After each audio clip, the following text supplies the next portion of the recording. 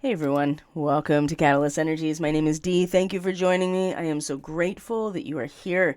Hello, Leo. Welcome to your new moon forecast where we go over the main astrological themes for the next 2 weeks for the Leo rising, Leo sun, Leo moon, anyone with strong Leo in your chart. This forecast is going to be for your new moon on the 16th of August 2023 and the following 2 weeks, or the first half of the lunar quarter. So basically up to the full moon. So welcome back, everyone. And if you're new here, welcome. Thank you for joining us. And let's just get right into it, Leo.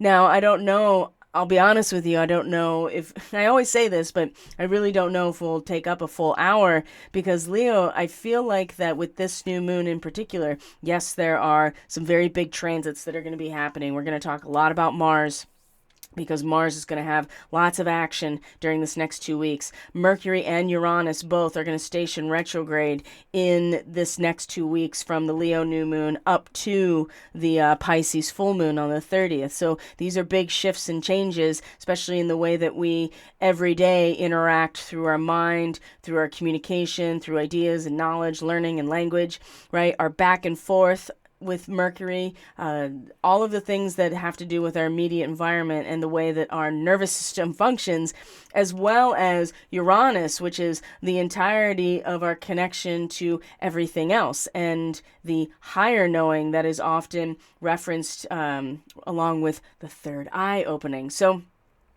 both of these planets are about to station retrograde in Earth signs. Uranus is actually in a square to this new moon that's in Leo. So we're going to talk about that as well. We had this really outrageously revealing full moon in Aquarius, so this is still reverberating for all of us, and especially for Aquarius and Leo people, because it comes right to the essence of identity, whether it's the moon in these signs, whether it's the sun in these signs, and certainly if it's your rising sign. So this horoscope, right, this forecast in particular, will be for the Leo rising chart, but it's still going to be very relevant for any strong Leo, just of the general themes that are associated with everything, especially because Uranus rules Aquarius, the sign opposite of Leo, and there's a lot of action with Uranus, not the least of which is that, like I said, it's in a square, as you can see, to this new moon. So we'll talk about the Sapien symbol of the new moon and what it can mean.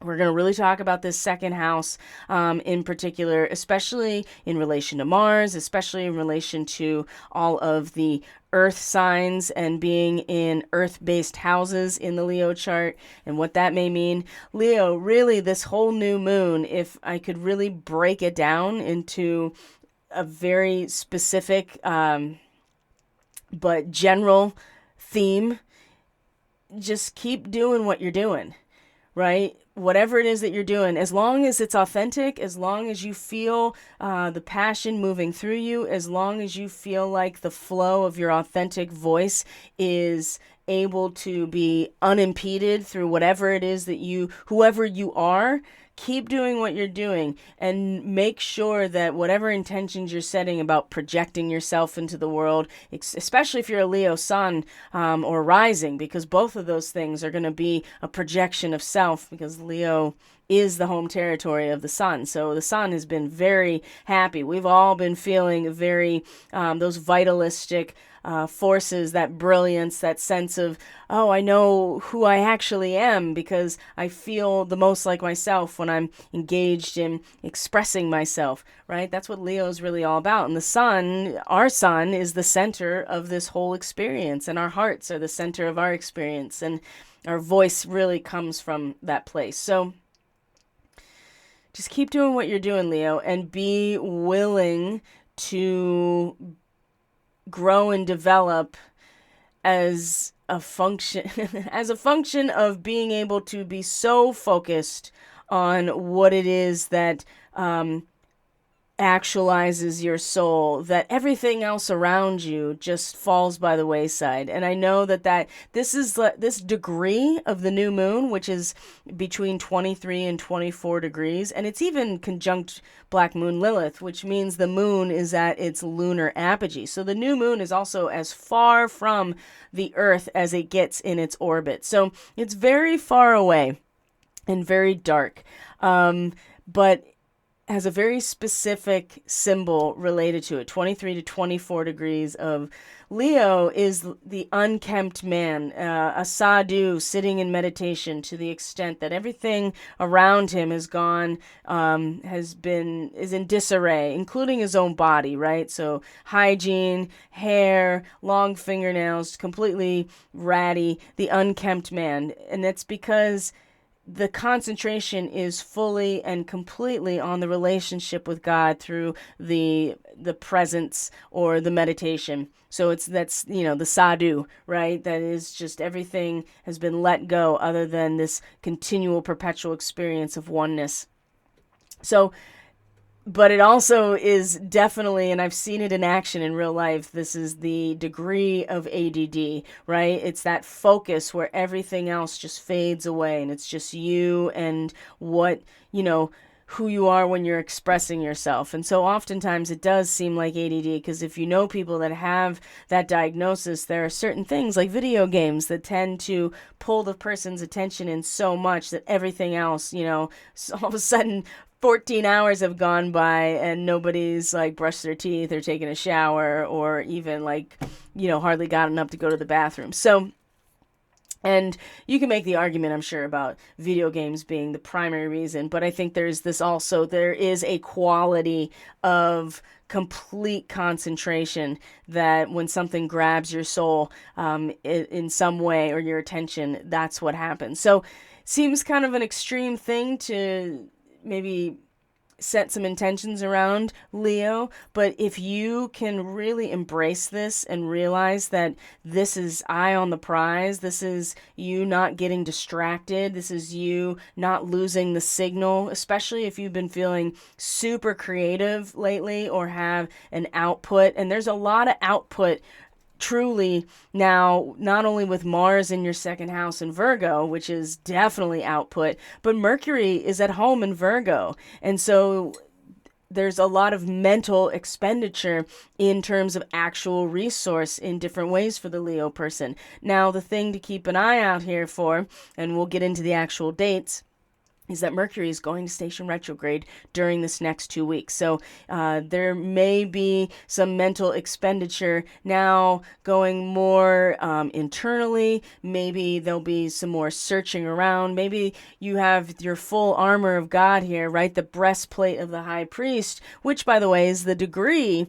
It's like the royal coat of arms. It's the degree that Mercury stations in its retrograde, the royal coat of arms. So I envision it as that breastplate filled with all of those different minerals and crystals that actually protect you energetically. There may not be all there. And Mercury in its retrograde for the Leo person, it's like, maybe there's more that we need to go digging for and we need to go find, because our coat of arms is not complete, right? So there may be some kind of mental energy that's kind of pulled in that doesn't seem like you're getting anywhere, but think about it as like searching for those last missing pieces. You're almost finished the puzzle, perhaps, but you're still working on it, or maybe you've lost some pieces, you got to go find them. This is very difficult with Mars that just wants to output, and it seems like it's a constant output, and it is when Mars is in the second house, but it's also going to have these two really powerful Earth trines to Uranus during this time, and then it'll trine over to Pluto. And all of these, you have Taurus, you have Capricorn, and you have Virgo. These are all Earth signs. They're all in what would traditionally be Earth-based houses, the 2nd, 6th, and 10th. So Leo, a lot of the energy is now coming into the expenditure and output of your resource, which is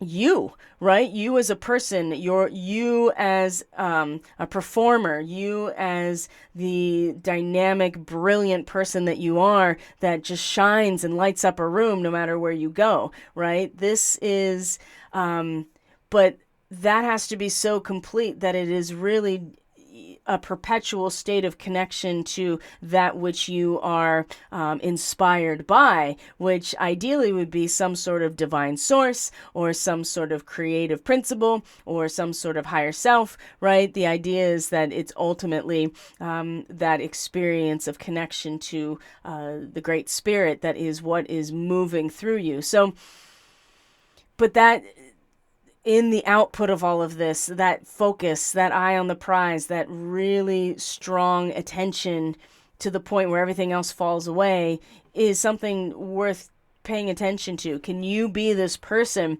as everything around you is rocking all over the place, including what you consider your career? Right now, Uranus has probably it's not been very stable in this area, and there's been a lot of upheaval and shifting in this area, so it's hard to really pin down, well, what is my mission? What is my career? Like, what is my contribution, when the essence of it is constantly moving around, or there's never any settled nature. There's always this impending change. There's always this sense of like, something needs to happen. I need to be excited. There needs to be a rebellion and freedom.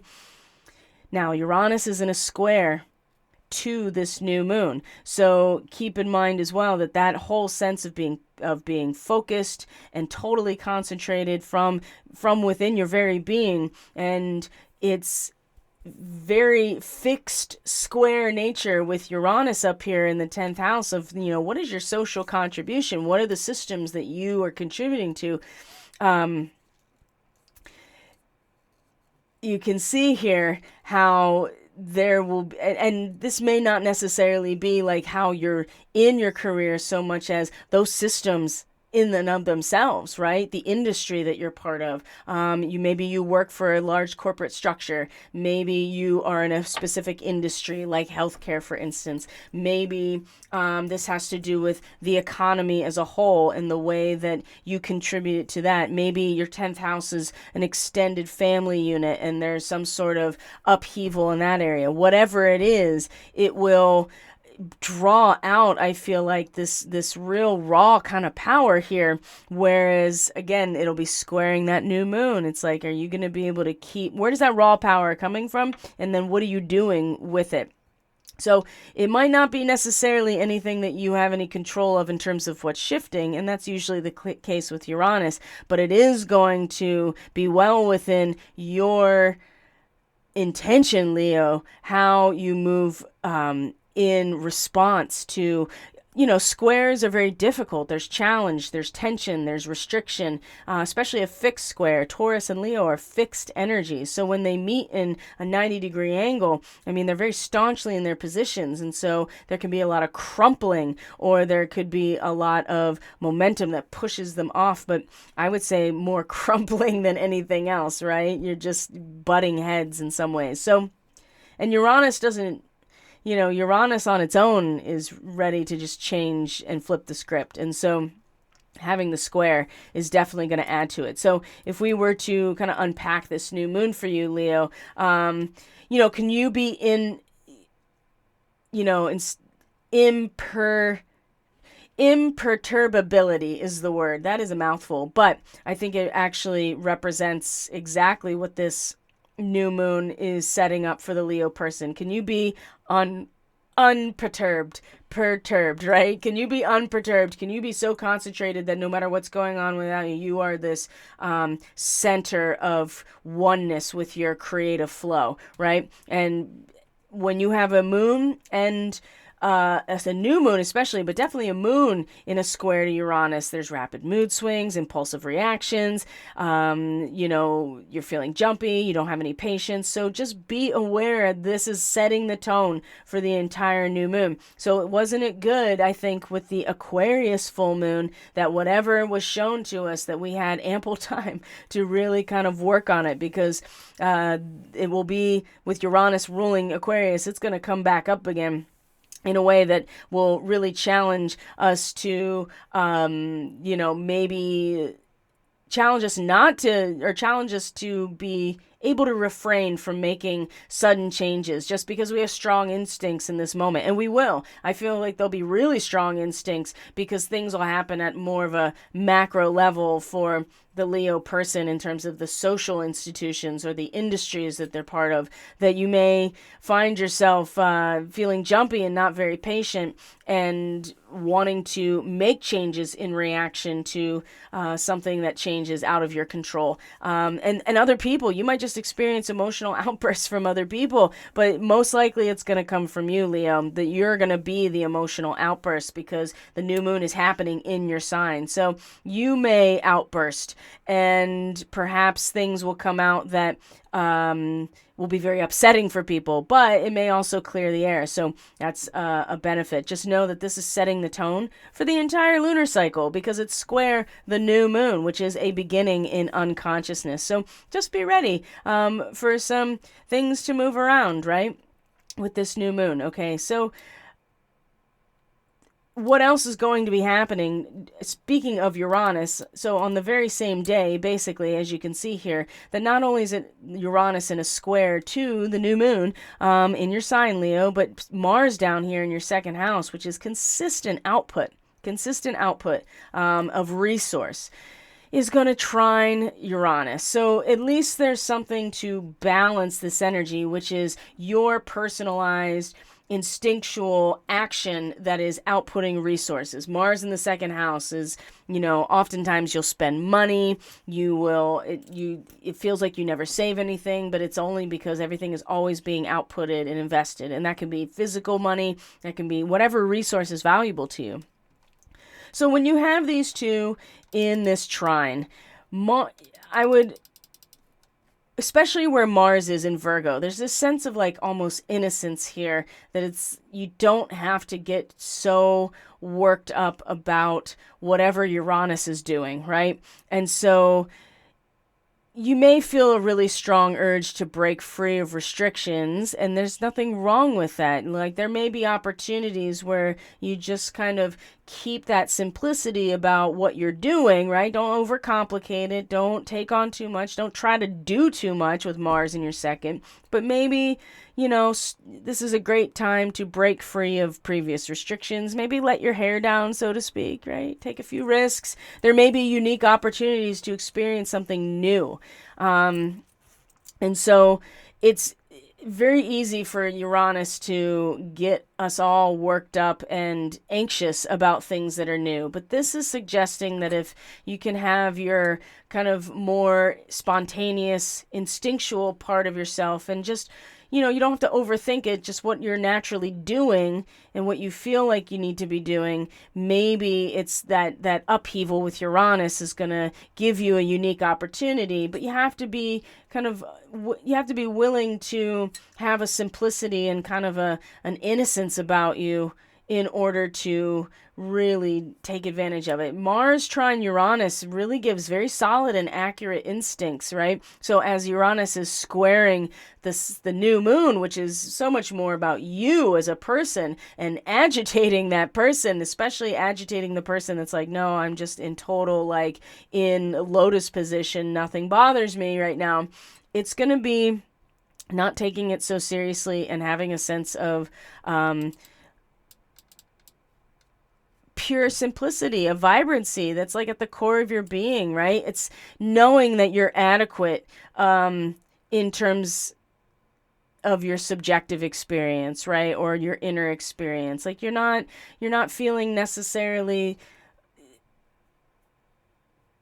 lack of confidence or inadequate, I guess you could say, just because you are approaching something with this kind of simplicities. And I think that this, you can be very ruthless in Taurus, in these late degrees of Taurus. There's a strong instinctual warrior energy, and with Uranus there, it can have people really acting very ruthless. But the other side of that is having pride in your personal prowess. And I think with Mars having a little bit of humility here, and like I said, kind of simplistic, a little bit of innocence here, you can really take advantage of something if you're not getting too wrapped up in how it's like, agitating you on a personal level. Okay.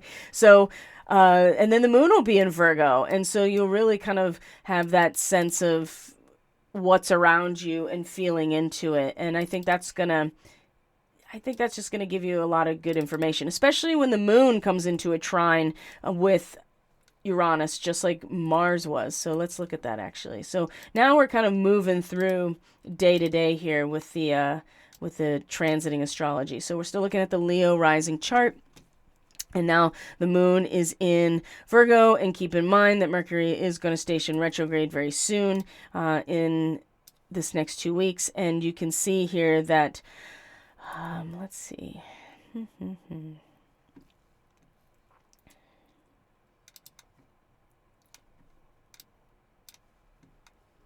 Yeah, we want to look at the moon in a trine. So it's going to meet, it's going to meet Mars. It's going to trine Uranus, and then it's going to meet Mars. So I think that, here, let's look at that. So when the moon is in a trine to Uranus, so this is, what day is this? This is on the 18th, Friday, the 18th. So the new moon is Tuesday, the 16th. Wednesday the 16th, and then here's Friday, August 18th, and we see that the moon is moved into Virgo. And when you have a moon in a trine to Uranus, it's usually one of those transits, just like Mars trine Uranus. It's like, it reduces your restrictions and lowers your inhibitions so that it gives you more freedom, and change can come without too much chaos, right? So the chaos is really the Uranus square to the new moon, right? The chaos is more of like a personal crisis, a subjective identity crisis for the Leo person. But then as the moon moves on, it's like Mars is in a trine to Uranus, and then the moon comes and is in a trine to Uranus, and again it kind of lowers inhibitions. And yeah, there's things you can't control and sudden things happen, but you actually have this ability to bring more change and excitement to your life with, in a good way, right? So you lower inhibitions, you express your feelings more. There are more chance encounters with the moon trine Uranus. This is a great time to break pattern. And I think that if you can keep that in mind, Leo, and not get too, again, caught up in how Uranus is perturbing your sense of Om here, then, or the signal that you have been transmitting through your creativity recently. I'm sure that there's been a lot of this for people. If you can be flexible and open-minded, I mean, these trines to Uranus from Virgo are going to be like, okay, these are the resources and how I can put them to work to actually get this, get this done. Because there's going to be some serious challenges and setbacks to this, not the least of which I feel like is Mercury coming into retrograde. If you're a natural Mercury retrograde person, this won't be so bad. But especially if you are Mercury retrograde in Virgo, it'll be something that you are quite familiar with. But when the moon meets Mars, right, this is, again, enthusiasm and initiative. So this is a good time in terms of those resources, how they're being utilized, how you're outputting them. What are you feeling in terms of its the way and the quality of that output, and how it is being influenced by those changes at the large societal level. Uranus in your 10th house, right? You don't really have any control over what Uranus is doing, especially in a house that has to do with like the large scale institutions. So how are those changes, how are those upheavals influencing the more personalized experiences, especially the moon? I mean, the moon is our living soul. So there's a lot of courage and enthusiasm when the moon meets Mars, and it's really important that you're expending that energy on something you actually care about and you're emotionally attached to. Now, you can become very irritable and bossy and sometimes just rude when a moon conjuncts Mars, and especially Virgo, it can be very just like agitated when things are not like perfect. So just keep that in mind as well. But this particular degree where the moon conjuncts Mars is really about giving everything and being enshrined as a culture hero. It's the experience of being enshrined at the end of your life because of what you've given, right? And that is really what drives a lot of the Virgo energy ultimately, is a sense of self-sacrifice through service.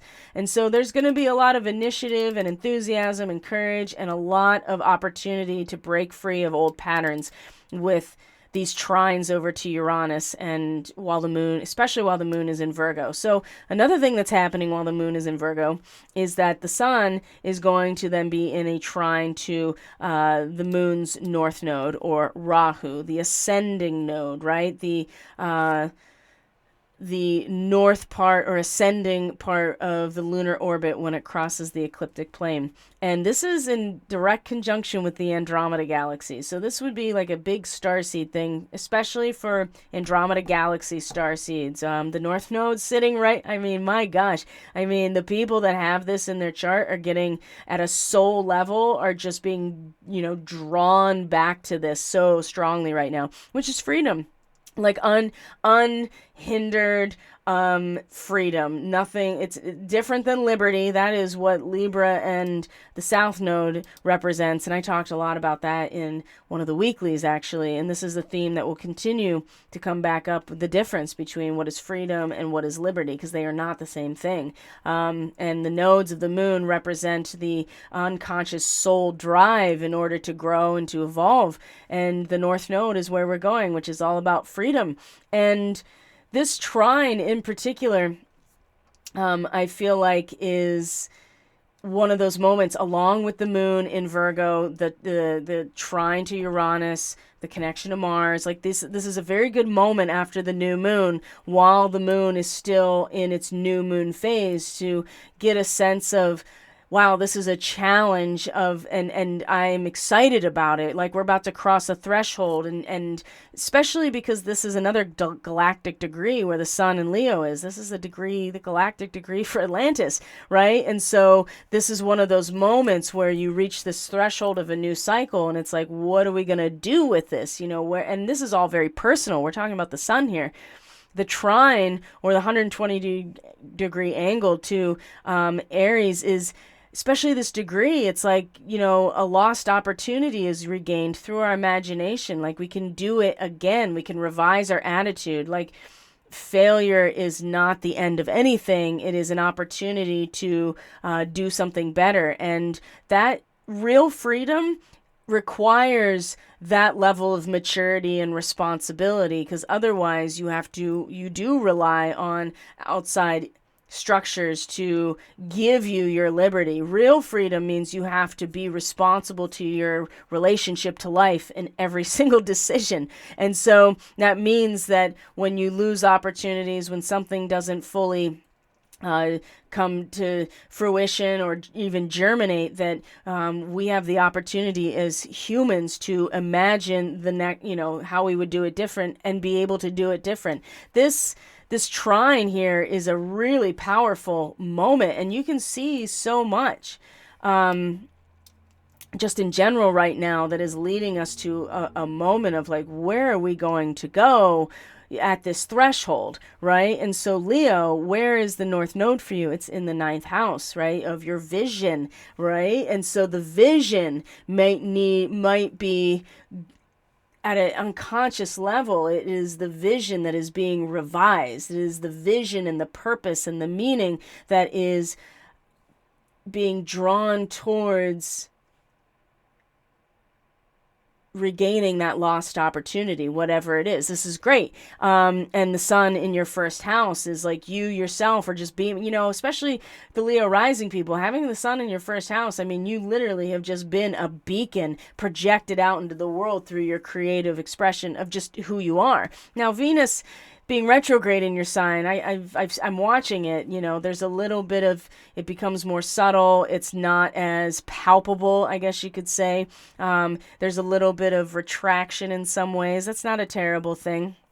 I think that, like I said at the beginning of the retrograde, that there's going to be reevaluation with Venus in her retrograde, and kind of pulling in and maybe not sharing so much, and perhaps even just taking some time to be with oneself. And that also too seems to be something I'm seeing in terms of the Leo people with the Venus retrograde. Anyway, so just coming out of the new moon is great opportunity to really take those upended situations, those changes at the societal level, and make something out of them, actually put them in, output them as a resource in some way. So, and the moon in Virgo is just going to, amplify that very much. So let's see here. and then you have this trine with the North Node. So the moon moves into Libra, and there's all these quincunxes, and then the moon moves into Scorpio, and then we have Venus square Jupiter. Okay, so let's look at the date here. Venus is going to square Jupiter, so while the moon is moving through the rest of Virgo and through Libra, there'll be some moments of whoa, right? Because the sun is going to quincunx Pluto, Mars is going to quincunx the North Node. These are all late degrees, right? And so things are very established and almost mastered at these late degrees. And so when there are inconjuncts, it can be like, oh, how are we going to make this fit? So there'll be a little bit of that, I think, throughout next weekend, the 20th, 21st. The 22nd is when the moon moves into Scorpio, which is the 4th house for the Leo person. So that will become a lot of deep feels, especially Scorpio. My. Oh, wow. It'll feel endless, right? I mean, it'll feel bottomless. And sometimes that is amazing. And sometimes that is just like, wow, this is, it is bottomless. It is dark. It is an abyss in terms of there is no bottom here with Scorpio in a place where you want to feel rooted and grounded. So, but for the Leo person, boy, I mean, when you can find a sense of being at home in the dark, the truth really can come through you. So the moon will be moving through Scorpio the weekend, right? So the 19th, 20th, well, that's Libra, and then the 21st into the 22nd is when we have the moon in Scorpio. So there are two significant transits happening that very day. So Venus is going to be in a square to Jupiter. Now Jupiter is also in the 10th house along with Uranus for the Leo person. And so while Uranus is making things, unpredictable in this area, there's constant change, things are moving around, you have Jupiter here that is attempting to manage it as well. So managing the chaos in some ways seems like what Jupiter's been up to lately. And certainly just like I have the vision, right? I have the vision. Here is the wisdom, the very natural wisdom, right? It's Jupiter in Taurus. But it can expand off into just the realm of vision and purpose. There has to be some feet on the ground with Taurus. So that has the vision and purpose of what is naturally valuable and what is our value at that level. Well, for Leo, it has a lot to do. Value corresponds to the mission. Value corresponds to the release of power. So Jupiter's managing the mess up there in some ways. At least it's just like, hey, here's the umbrella for all of this in this area in terms of, where's your power released? So Venus is going to be in a square to Jupiter. This is Monday, the 22nd. Okay, so the moon is in Scorpio, opposite of all of this 10th house, which means the moon's going to be opposite Jupiter. It's going to be opposite Uranus, and you have Venus square Jupiter. Now, the degree, if you maybe are familiar here, this is the degree leading up to the 8-8 Lion's Gate, which is when the sun passes the midpoint of the sign of Leo. So each sign is 30 degrees in the zodiac, and that corresponds to 30 degrees of space in a perfect 360 dome that is rendered here in 2D, but we experience in 3 and 4D when we interface with the cosmos that is supposedly moving around us. But when the sun passes the midpoint, so 15 to 16 degrees of Leo, the sign of Leo, that is the 8-8 gateway. Now, the heliacal rising of Sirius in the dawn sky is happening this year on the 12th, and then we have our new moon on the 16th. So this is a very intense time. So again, Leo, please be advised that this new moon is giving an opportunity to really grow and develop as a person that is unperturbed when you're in your flow completely, right? This is probably going to be important, and there'll be lots of tests along the way. So here's one of them, because Venus is crossing the Lion's Gate in her retrograde, right? So she's at that 15 to 16 degree mark. in a square to Jupiter. Now, a lot of times when Jupiter squares things, it's usually not that big of a deal. And so even in the retrograde of Venus, you can feel very happy and optimistic and generous when these two are in a square.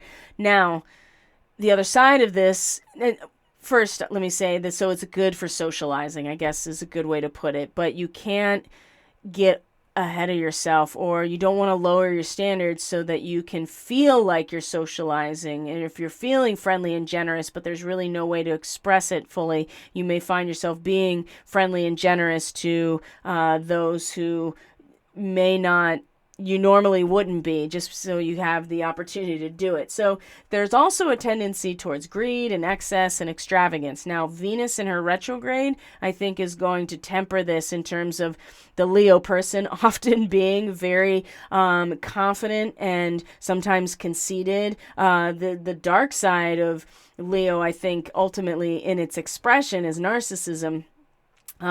But it really, narcissism, I feel like, starts somewhere else. It's just you see it the most in the fifth house in Leo. But Venus in her retrograde in the sign, I feel like, is really kind of, tempering a little bit. Maybe you're having a private kind of rejoicing, or you may be kind of pulling that in. Maybe you're not feeling it as much. Maybe you're not feeling like there's a natural rejoicing right now in terms of who you are. Maybe you don't feel like the storm has ended and you still are kind of like, but I don't know what to expect moving forward. And Jupiter is like, listen, it will move forward, and what you have done is not going to confirm where you're going. And Venus is just like, yeah, but I want to feel the release, and I don't know, Leo, if you're necessarily going to. And the problem is that you may find yourself trying to indulge yourself or create this sense of release, as if the storm had ended, in terms of how you feel about yourself and the way that you project yourself into relationships, for instance, with Venus here. Moderation is very much required here, and tendency to overspend on things in a situation like, especially if we're going to talk about Jupiter up there in the 10th house, which has to do with like your wealth in general, and then Venus, which is your resources, right? I mean, just be aware that it might be not, the square might be tempered a little bit, or you may find yourself having problems if you have to really deal with some serious issues, right? Because you'll want to be like, no, I want this like surge of release. I want to feel the release of leaving my baggage behind. And Jupiter is like, yeah, so when you do that, just like with the Lion's Gate, you don't have it. So if you're not prepared to function without it, you may find yourself doing other things in order to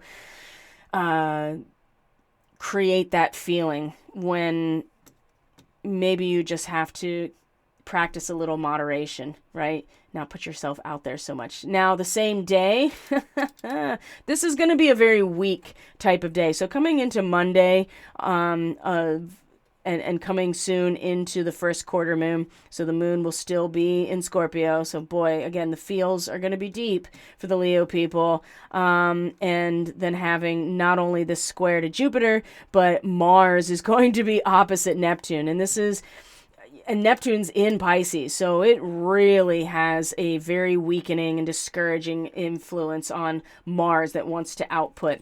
And you can output all day long, but Neptune is having its complete, doesn't matter how much you're outputting in terms of your own blood, sweat, and tears, Leo.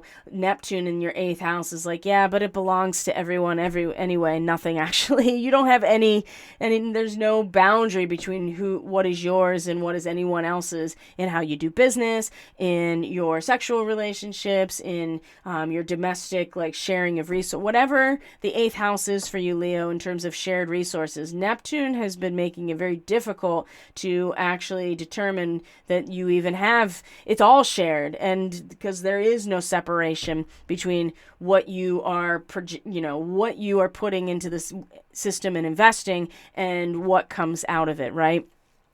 Now, Mars opposite Neptune can be very discouraging, and if you try to pull even more, you may find yourself feeling even more discouraged and inadequate. So it's not a time to be chasing those rainbows, right?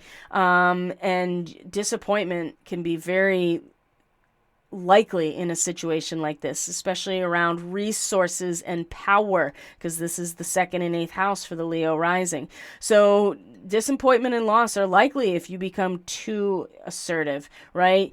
And if you fall, it's very easy to fall victim to anything that triggers your adrenaline. And in the case of Mars and Virgo, especially in these late degrees of Virgo, it's going to be very important that you find some poise in terms of how you are outputting, and maybe you conserve your energy just for that kind of refined setting. And if you need to do something or succeed at something or really put yourself out there, it's best done by yourself and quietly. So if you're in a creative process right now, this is one of those transits that I feel like that you're just going to have to keep going. And it might not be an exaggerated, dramatic output. And I'd say far from it, actually, especially with the Venus square to Jupiter, where you're going to maybe try to force it. And this is really going to be this opposition with Mars and Neptune. It's really going to be like, if you really, this will stop you,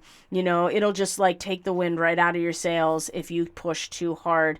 And it's exactly what is needed to practice some measure of conservation, express yourself through your creative outlet. And again, if you are in the midst of a creative process right now, Leo, holy crap, this is going to be actually one of those oppositions that you may get some real benefit out of. But whatever it is, if you're trying to succeed at something outwardly, you may want to consider pulling in a little bit, or like I said, finding that poise in terms of how you're outputting. Maybe you're only outputting through a very refined set of protocols or a very tried and true system that is already there, that you're practicing, that you don't have to like reinvent the wheel here.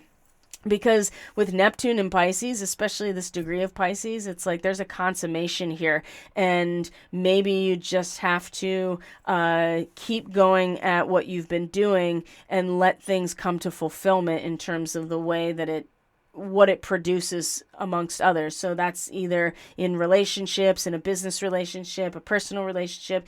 If you're in a creative process, whoever is beholds your creation or your art, whatever it is, there's a consummation here with Neptune and Mars. I think just the more poise, the more conservation, the more ways that you can express your energy through a creative outlet, the so much better. Because again, Venus is gonna in your sign is gonna be very challenged with Jupiter. That's like nothing you've done is going to make, it doesn't, there's going to be creative frustration. Let's just put it that way. And Leo people are just by nature creative, right? You can't help yourself because it's who you are. And so it's just a part of your subjective identity out into the world. Now, when we have our first quarter moon, it's going to be in Sagittarius. Oh, you mean the fifth house? The house that is the Leo house? Oh, imagine that. So also keep in mind that the moon's going to come into your fifth house, and there's going to be this kind of crisis in relationship from that new moon, that you have to reaffirm the value of the struggle in terms of conditioning your voice, right? You're not, and the tendency here is going to want to be so imperturbed that you stop interacting with the world, or with life, I should say, not necessarily the world, but you stop interacting with life in general. And that struggle is where the achievement is actually found. So this square is going to be really valuable for making, just leaning into the discomfort. Like, where do I find myself after I have to come into that experience of, can I see the forest for the trees, and then so that I can be undisturbed, but also emotionally willing to put myself out there. Let's say that, right? And so the other thing too is well, before we even get to there, you can see that the moon here on Tuesday the 22nd is going to be in a square to Venus, and so and opposite Jupiter. It's going to be opposite. We just skipped right over that, actually. Those are really important moments, actually, before, and that's also when Mercury stations retrograde. Look at that, trying to just skip right over the sun coming into Virgo and the moon in Scorpio. So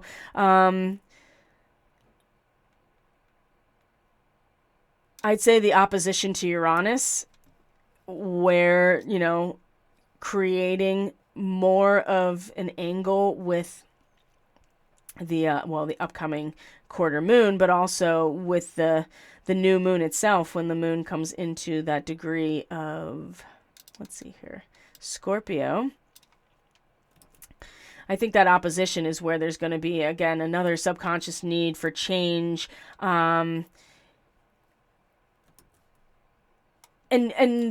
Leo emotionally really kind of tapping into how you're going to take these transformative kind of peak experiences that are coming out of Uranus in your 10th house, and how do you actually transfigure from that? How do you apply them then to your everyday life? I think this is going to be a really important moment before because it's the inspiring experience that you get when you're in that state of oneness that starts with this new moon, but you have to eventually come out of it enough to experience the restriction and the resistance of life in order to be re-inspired. And then you have to then apply that to your normie life, basically, at home and family, and where you belong and where you feel a sense of loyalty. So all of that moon and Scorpio stuff, it's going to bring it all out. And then Mercury is going to station retrograde.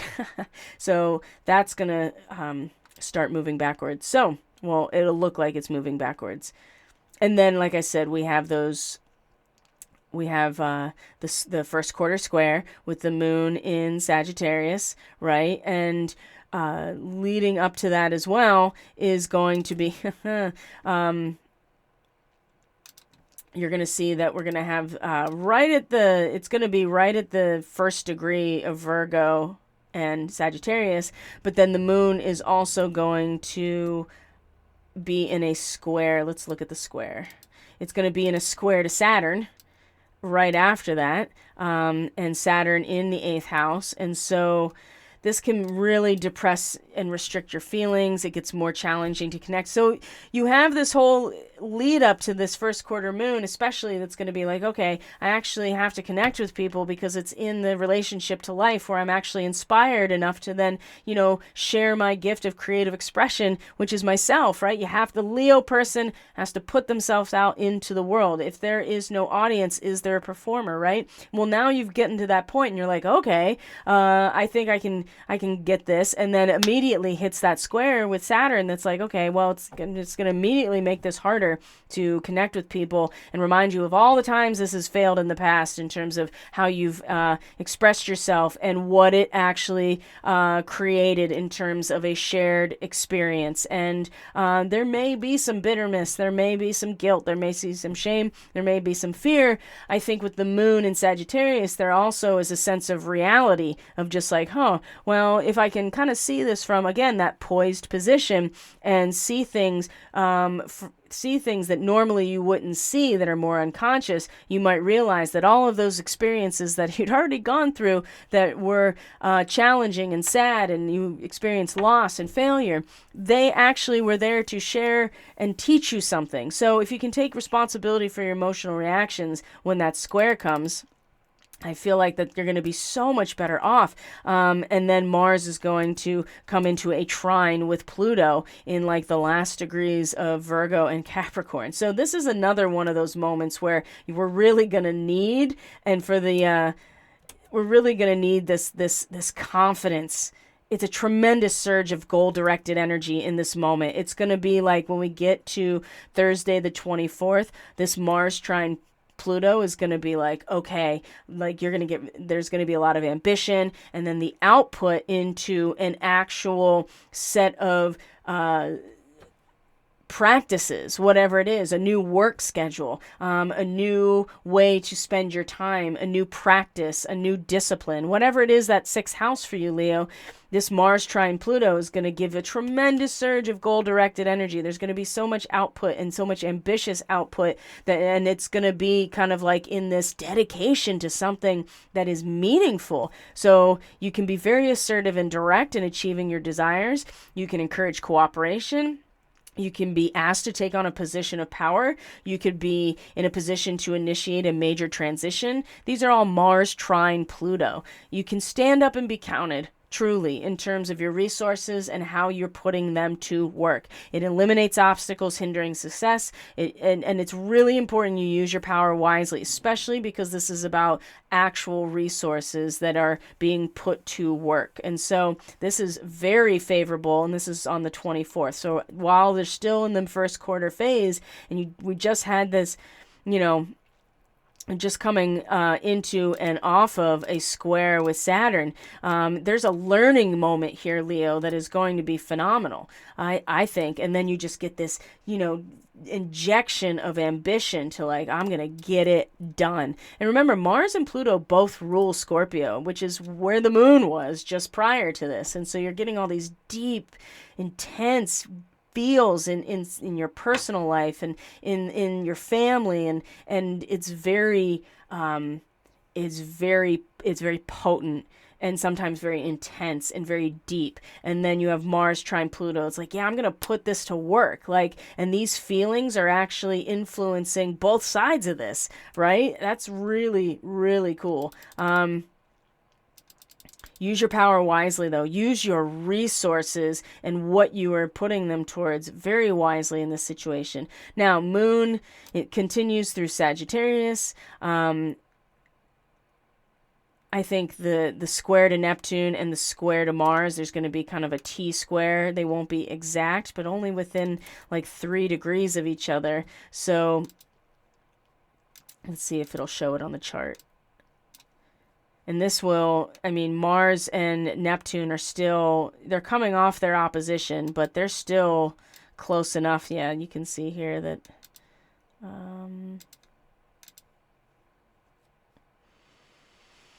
so the moon in Sag is in a square to Mars, and right before that, it's going to be in a square to, you can see here Neptune, and you can see what else is building is in opposition with Saturn before we even get to the full moon. Yeah, this is going to be quite the 2 weeks for sure. Now the moon square Neptune, especially Sagittarius, it's going to be conjunct the galactic center, right? So you're going to be, I feel like there's going to be a lot of confusion, and you're going to kind of question what you're doing and emotionally question what you're feeling and what you're expressing and the authenticity of it. And I think that's a function of Neptune in your 8th house still, right? That there's emotional insecurity and a sense of confusion in this situation. And then the moon will square Mars, and then there's a lot of simmering anger that erupts, and people being overly defensive when others share their feelings with you. And maybe you're just kind of arguing with yourself, and you and temper always with a moon square Mars, there's always the possibility of temper tantrums, but you have it at the last degrees of these really powerful signs of Virgo and Sagittarius, who, Virgo's the perfectionist and Sagittarius is always right. And so there may be just like, and they're in the houses that have to do with the individual identity and expression for you, Leo. So you might be just kind of angry with yourself and having a serious argument with yourself, but you also may find yourself being overly defensive and mean when people share their hurt feelings with you. And so instead of taking it out on them, maybe it's important to maybe have the courage to face what is causing pain in your own life, or why you feel threatened, so that you don't kind of take this sanctimonious position emotionally and then risk having like a temper tantrum with people. It can very much happen. And because you're just so intent on, destroying the illusion through the output of your resources, that you could just be mean, right? And just find a way to release your feelings in a very controlled way so you're not damaging anybody in the way. With the moon square Mars. And again, I think this kind of brings out that opposition again, how weak we can feel with a Mars opposite Neptune. And then the moon comes into Capricorn. Geez, thankfully, for at least the Leo people. I mean, I can't say the same for everyone else, but when the moon comes into Capricorn, I mean, the sensitivity to the great work and really kind of becoming emotionally more disciplined and being more focused on your emotional and energetic like hygiene and like your emotional purification in a lot of ways. That's going to be much more on point, I think, when the moon comes into Capricorn. It's going to trine the sun, so that's really good. Very balanced and harmonious aspects of who you are. Sextile Saturn in Pisces, which is going to also be very helpful. There haven't been, because you can see that the sun is opposite Saturn. So the moon is having favorable connections to both the sun and Saturn in this moment on the 26th. And that's good because it's going to bring emotional maturity and self-discipline, very much self-discipline with the moon in the 6th house, right? To just emotionally stay on point, stay in your lane, doing the emotional things, keep you on task and on schedule, whatever that is. And like I said, emotional stability, maturity, you'll be responsible and dependable, a sense of real balance here. Because when the sun and Saturn are opposite, this is big hardships. And we're talking again about resources and power, Leo. And so it can be a real struggle to overcome limiting conditions because you're feeling worried or you're feeling grief. There may be actual grief, restrictions, and hardships. Now, and people may be critical or demanding or impatient towards you. And I would say that really what this has to do with is that, you find yourself, especially ruled by the sun, Leo. When you're in the 2nd house, the sun tends to be over-identified with what one has and kind of thinks, oh, this is who I am. And it's like, no, this is your resource.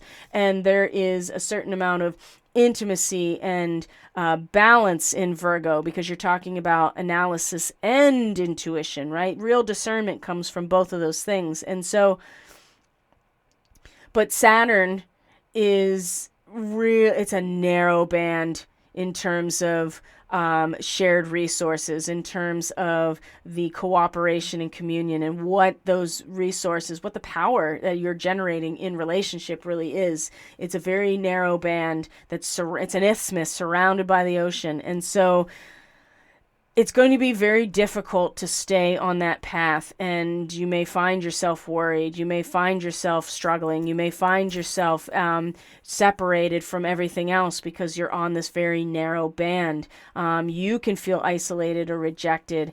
Now, the upside to this opposition is the amount of energy it creates. So it can make you determined to succeed. It can give you valuable knowledge and skills because you have critical thinking, right? Hard work and persistence is the key to a sun opposite Saturn. You don't want to get lost in the challenge to your ego. And Leo, I mean, this is you, the sun. And so Saturn is the known as the opposition. In some cases, it was the black sun. It was the opposite of the sun. And so when these two are in a natural opposition, which happens once a year, this is this moment that's just like, ugh. And it is very much around resources, the nature of your resources and what you invest in and the power and resource that comes out of that. And like I said, Saturn, it's very limited and restricted, but it's very strong and structurally sound right now, but it's a very narrow band. And so you got to stay in that narrow band in terms of who you are in order to not feel discouraged. Good news is that Moon in Capricorn, which rules Saturn, I think is really going to help the emotional and intuitive sense of responsibility and seriousness and ambition, right? And that's in your work, like your everyday work, because that's where the moon is in the 6th house. And it's going to trine Jupiter, it's going to trine Mercury, it's going to trine Uranus, all these earth trines that are going to give inner strength and ability to really balance the intuition with your rationality. Again, opportunities for sudden changes, to have really exciting opportunities offered to you. So even with the creative frustration, there is a sense of an outlet, right?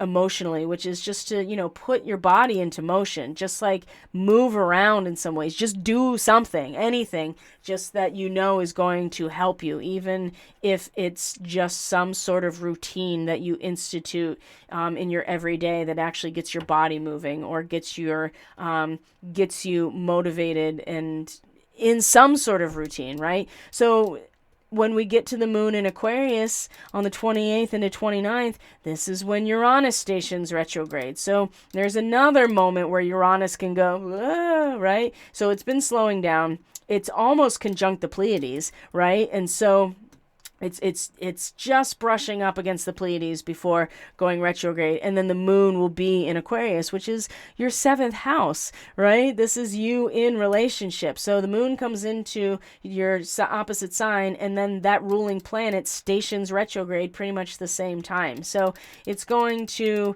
be essential that you're very sensitive to the nature of balance and fairness and peace in your relationships as Uranus flips the script once again. And then we have a full moon, which is going to be in Pisces. It's going to be on the 30th. It's going to be in conjunction.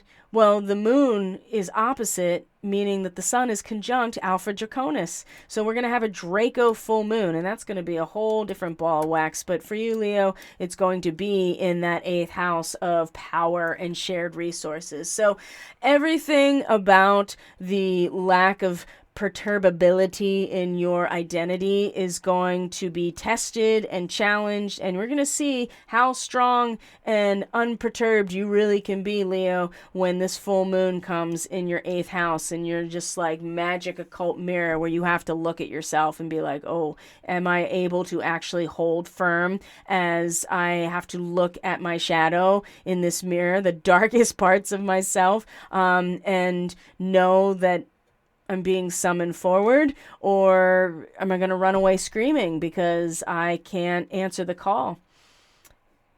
I don't know. That's everything. We're all going to have to answer that question for ourselves. But Leo, in particular, this full moon that's coming in Pisces in your 8th house is going to be it's going to be like that occult magic mirror. It's going to reflect the deepest parts of you and what it is that you are investing into. What is the nature of the power that is generated through your investment? And that's going to be the sun in, your ruling body in the 2nd house, shining that light. And so are you going to be able to heed the call or not? And that's going to be determined a lot by how you've grown over the last 2 weeks from the new moon in your sign. So Leo, I think we did just take up an hour. I didn't think we would, but here we are. So thank you for being here. I really appreciate all of you very much. I would love to offer you the lunar transit forecast, but I have put my personal bookings on hiatus for